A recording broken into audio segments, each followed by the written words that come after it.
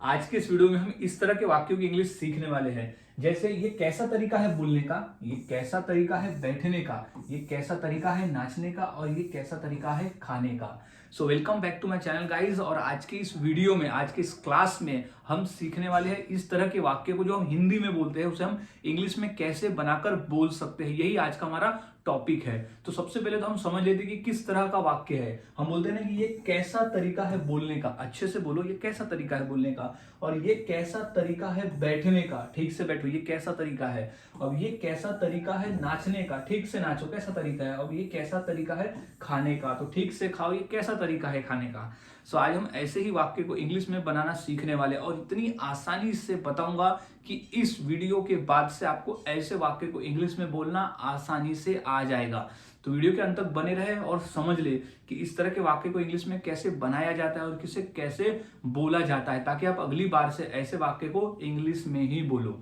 तो सबसे पहले हम समझ लेते हैं वो फॉर्मूला, वो कौन सा फॉर्मूला है जिसके आधार पर हम ऐसे वाक्य को बना सकते हैं। तो फॉर्मूले को हम अच्छी तरह से पहले समझ लेते हैं। तो वो फॉर्मूले की शुरुआत होती है is this the way to.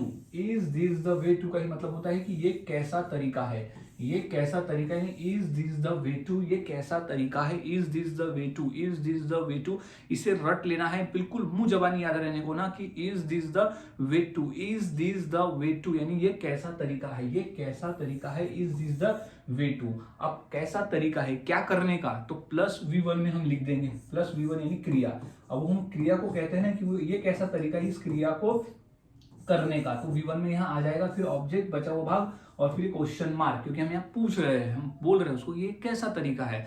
तो is this the way to, is this the way to, is this the way to plus V1 plus object. V1 यानी क्रिया, वो कौन सी क्रिया को करने का क्या तरीका है ये।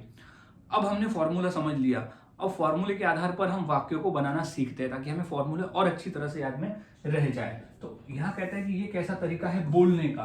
हम यहाँ पर सिंपल वाक्य लेंगे पहले, क्योंकि सिंपल वाक्य से हम पहले फॉर्मूले को समझ लेंगे, बाद में फिर हम कठिन वाक्य की तरफ जाएंगे। सबसे पहले है कि ये कैसा तरीका है बोलने का। तो कैसा तरीका है कि इंग्लिश, सबसे पहले हमें यहाँ फॉर्मूला कहता है कि सबसे पहले हमें लिखना है कि is this the way to. तो is this the way to यानी ये कैसा तरीका है। तो is this the way to क्या करने का, तो V1 में आ जाएगा। तो V1 हमारा क्या है, V1 है बोलना।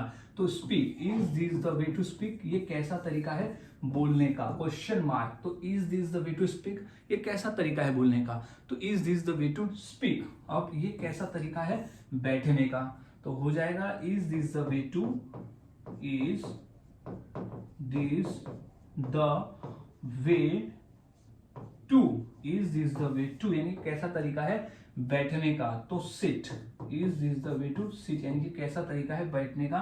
तो is this the way to seat.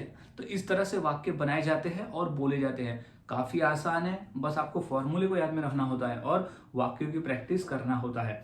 कुछ और प्रैक्टिस कर लेते हैं और देख लेते हैं वाक्य। जैसे कि ये कैसा तरीका है नाचने का, ये कैसा तरीका है नाचने का। तो इसकी इंग्लिश हो जाएगी is this the way to, यानी ये कैसा तरीका है। Is this the way to, ये कैसा तरीका है नाचने का।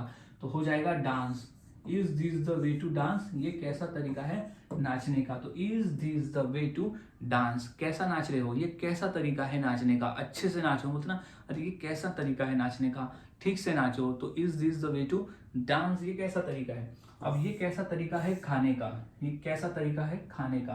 तो इसकी इंग्लिश हो जाएगी, सबसे पहले तो हमें लिख देना है is this the way to, is this the way to क्या करने का खाने का। तो is this the way to eat यानी ये कैसा तरीका है खाने का। तो is this the way to V1 फिर ऑब्जेक्ट। तो इस तरह से वाक्य बनाए जाते हैं और बोले जाते हैं। काफी आसान है, फॉर्मूले को याद में रखना है और वाक्यों की प्रैक्टिस करते रहना है। जितना अधिक आप प्रैक्टिस करोगे उतना आसान हो जाएगा। कुछ और वाक्य देख लेते हैं। जैसे ये कैसा तरीका है बात करने का, ठीक से बात करो, ये कैसा तरीका है बात करने का, ठीक से बात करो। तो इसकी इंग्लिश हो जाएगी is this the way to, is this the way to यानी ये कैसा तरीका है क्या करने का बात करने का। तो talk, question mark. Is this the way to talk, ये कैसा तरीका है बात करने का, या हम बोल सकते हैं ना ये कैसा तरीका है मुझसे बात करने का। तो is this the way to talk to me, ये कैसा तरीका है मुझसे बात करने का। तो is this the way to talk to me, अब ये कैसा तरीका है सोचने का, ठीक से सोचो ये कैसा तरीका है। तो is this the way to, यानी ये कैसा तरीका है सोचने का। तो is this the way to, सोचना यानी थिंक, सोचना यानी थिंक। तो is this the way to think, यानी ये कैसा तरीका है सोचने का।